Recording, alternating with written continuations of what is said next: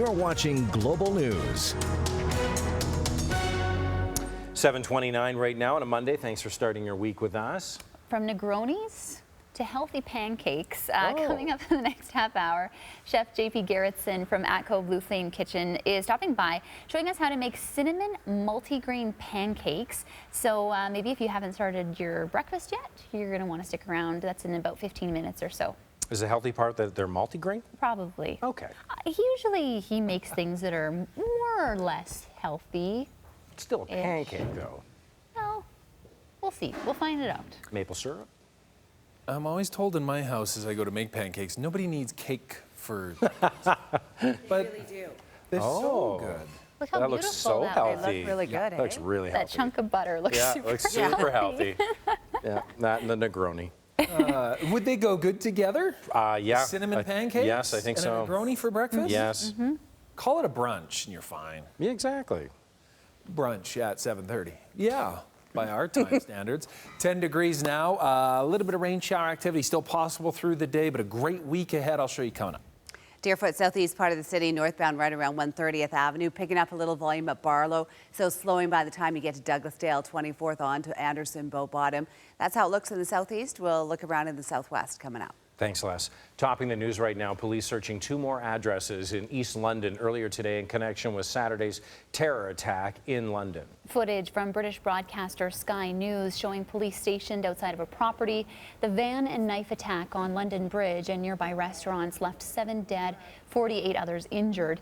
This morning, British intelligence agencies are running 500 active investigations, hoping to prevent another similar attack. London police say this act of violence won't deter the people of London.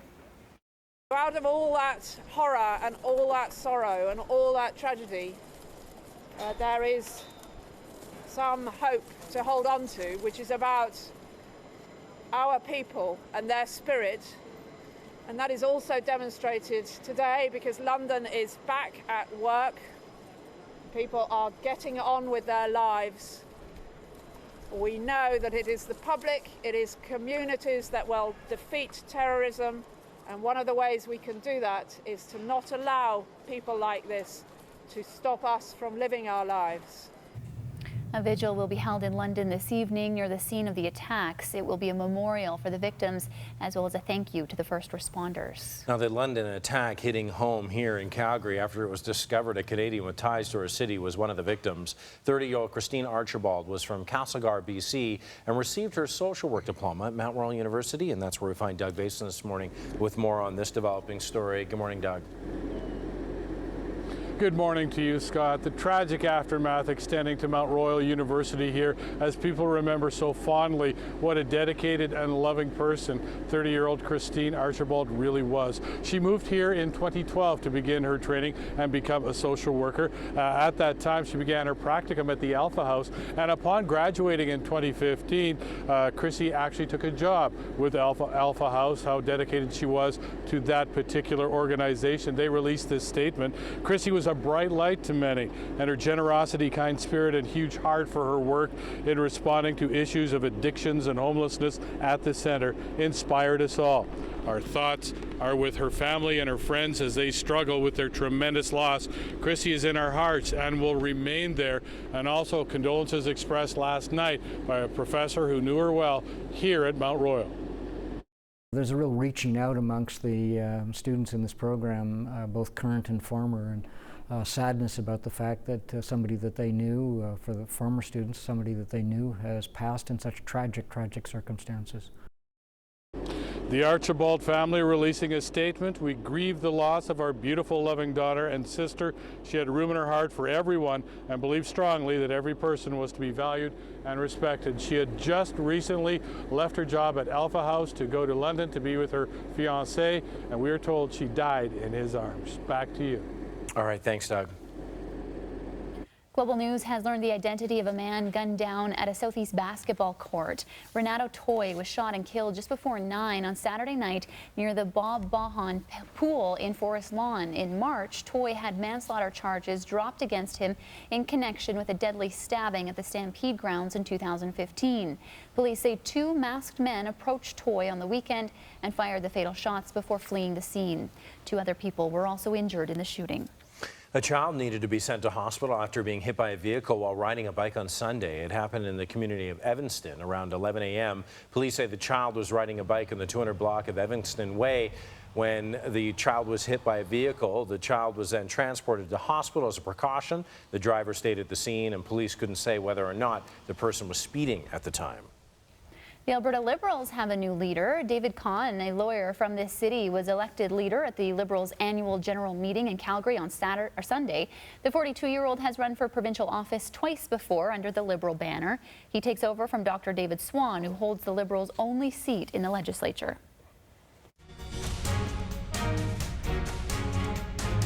Saudi Arabia, Egypt, and the United Arab Emirates cutting diplomatic ties to Qatar today. The move further deepens a rift among Gulf Arab nations over the country's purported support for Islamic groups and its relations with Iran. Now, the government in Qatar has not responded to the severing of the diplomatic ties, though it has previously denied funding extremist groups. Bill Cosby's sexual assault trial begins today in Philadelphia. The prosecution's case against the 79-year-old comic rests largely on the testimony of 44-year-old Toronto woman Andrea Constant. She met Cosby while she worked for the women's basketball team at Temple University. Constant says Cosby drugged and molested her at his home in 2004, though Cosby says the encounter was consensual. Cosby does not plan to testify.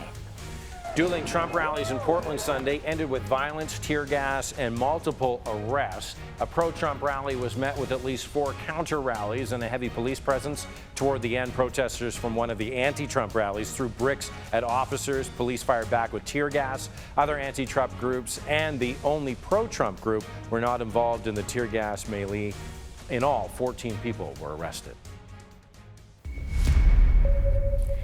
7:36, time now for your money. Joining us from Acumen Capital Partners is Rob Laidlaw. Rob, happy Monday. Happy Monday, Amber. How are the markets opening up? Well, they're not so happy. They're down a little bit today. We're down 56 points on the TSX. We're down about 20 on the Dow.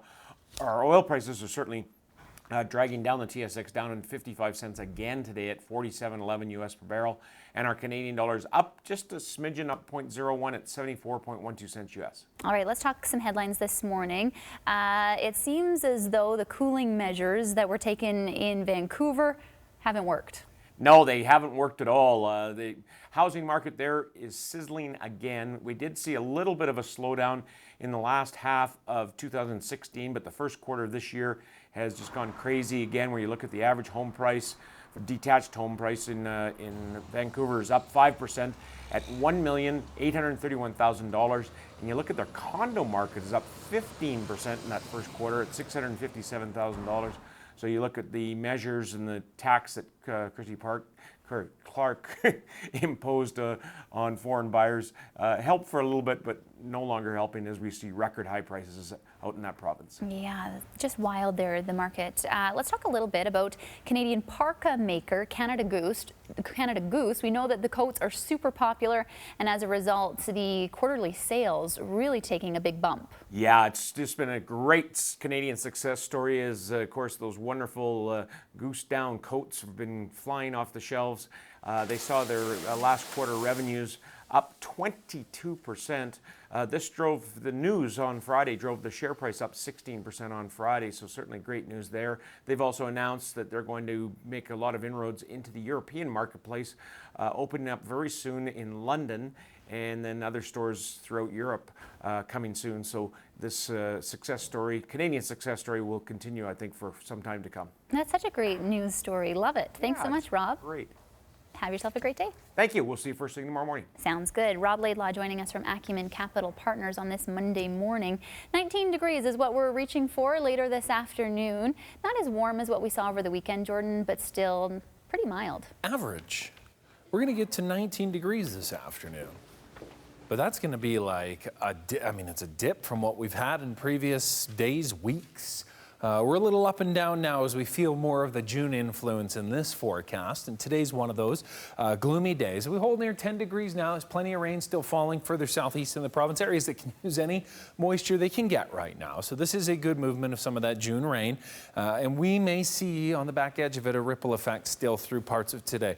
We'll remain in the cloudiness, a few bright spots, but periods of shower activity possible to scatter through Calgary into the afternoon. Red Deer's cloudy as well. Edmonton just on the edge and out of now. The rain that moves a little further to the northeast for the rest of the day. UV index still high. UV can penetrate through cloud cover, and we will have some breaks through the day, enough to raise that UV at least briefly at times. The sun is with us until 9:45, and that's about the time when we're really starting to clear out. Our evening and our overnight actually look good. We're back to clear skies. So a seasonal 19 today, periods of shower activity still possible, but clearing out. We're back to sunshine tomorrow. We'll climb to 23 degrees. On Wednesday to 25 and Thursday to 26, lots of sunshine to take us right through the middle and end of the week. Friday, still above seasonal, and with a mix of sun and cloud through the day, but that drives some instability. Fronts moving through in the evening, enough to drive some thunderstorms, and then take us into a little bit of a wet weekend and a cooler weekend. Periods of rain Saturday, possibly lingering into the early part of Sunday. Our Monday morning drive to work has been going relatively smoothly. We continue that with a look at Glenmore. This is right near Elbow. Space between vehicles, no issues here for Glenmore drivers. A little bit bunchier over the reservoir between Crowchild and 14th Street Southwest. From here in the southwest, we're going to pop over to the northeast, northbound Deerfoot there. Busy here on southbound Deerfoot between 16th on towards Memorial and then on towards 17th. It does open up a little bit for you after 17th Avenue. Those two right lanes, those two far lanes exiting onto Memorial and 17th, responsible for slowing everything down a little bit in this drive. And let's check the flyover. Memorial to the flyover. Busy now in the flyover into the downtown core. In the midst of things right now in this area, Memorial underneath. Also busy, and that southbound 4th Street over top of heading towards Reconciliation/Langevin Bridge in the northeast. So yes, getting busier heading into the downtown core right now. That is your Cal Tire traffic. Thanks, Les. So lovely look outside right now at Princess Island Park. It is nice and mild. However, not quite as warm as what we've seen over the past couple of days. Coming up, a hearty breakfast idea for you, thanks to the folks at ATCO Blue Flame Kitchen. June 9th, Jiffy Lube is giving you one big thanks for your support. Don't forget your $12 off coupon from jiffylubeservice.ca. See you June 9th.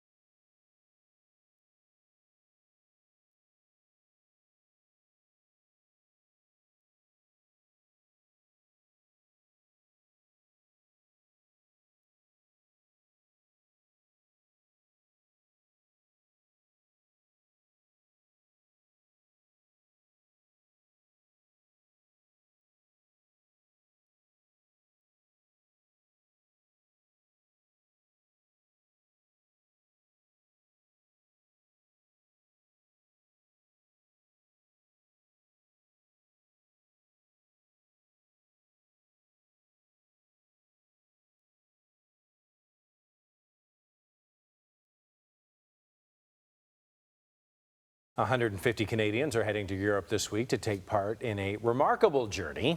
They will cycle over 8 days from London to Vimy Ridge to honor the sacrifice of Canadians who died on the battlefield. Here's more. So let's do this. Breaking down their bikes, Steve and Larry Ossichoff are preparing for an overseas road trip.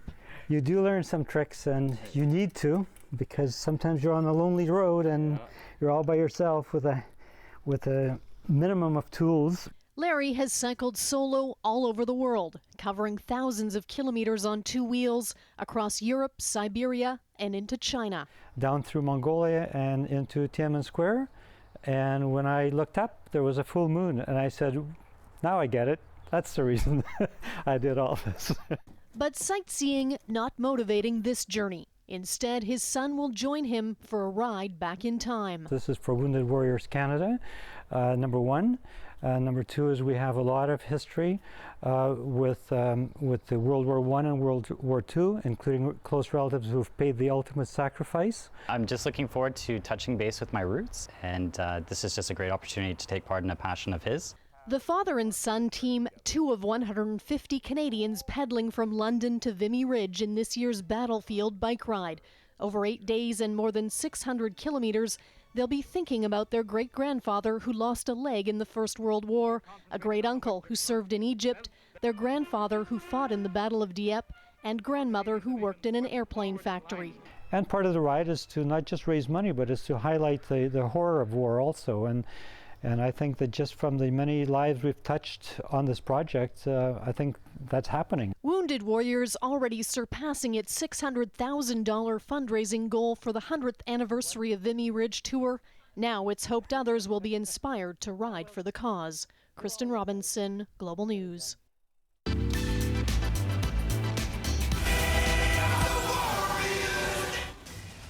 Wonder Woman is the new queen of the box office. The movie smashed box office records with its North American debut this weekend. It grossed $135 million, the biggest blockbuster ever directed by a woman. It's also the first female-led superhero movie of the decade.